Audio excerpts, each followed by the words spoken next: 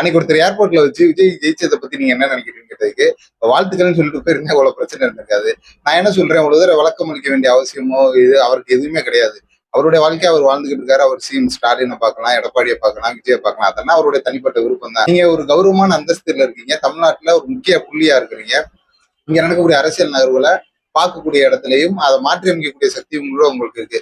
பேசிக்கா ஒரு வாழ்த்து சொல்லிட்டு போறதுனால ஒன்றும் தவறு ஒன்றும் இல்லை. இப்போ எனக்கு அவர் போட்டி இல்லை, பொறாம இல்லை, என்னோட எக்ஸ்பீரியன்ஸ் வேற, அவரோட எக்ஸ்பீரியன்ஸ் வேறன்னு சொல்றாங்க. இது எல்லாருக்குமே மனுஷனா பிறந்தா ஒரு போட்டி இருக்கதான் செய்யும். தன் துறையில தனக்கு பின்னாடி வந்தவங்க இந்த அளவுக்கு ஒரு ஜெயிச்சிட்டாங்க. அவர் அந்த இடத்துக்கு வரணும்னு ஆசைப்பட்டவர் வேற. அந்த போட்டி பொறாம இருக்கா இல்லையான்றது நமக்கு தெரியாது.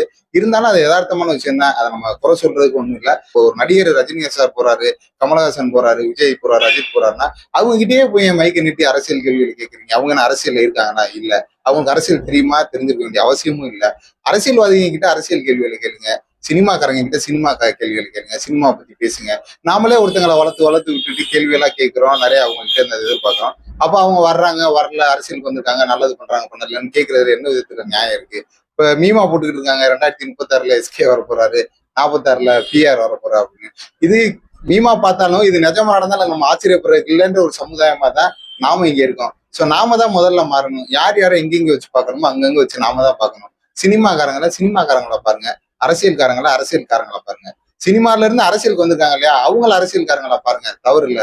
அரசியலுக்கே வராத சினிமாக்காரங்க கிட்ட போய் அரசியல் பேசுங்க, அரசியல் என்ன, அரசியல்ல போறீங்கன்னு கேக்குறது எந்த விதத்திலுமே அர்த்தமற்ற ஒரு விஷயம். ஏதோ ஆளே இல்லாத மாதிரியும் யாராவது ஒருத்தங்க புதுசா நமக்கு தெரிஞ்ச நட்சத்திரம் தான் நம்மளை ஆளணும்னு நம்மளை போய் அடமான வைக்கிறதுக்கான செயல் தான் அது.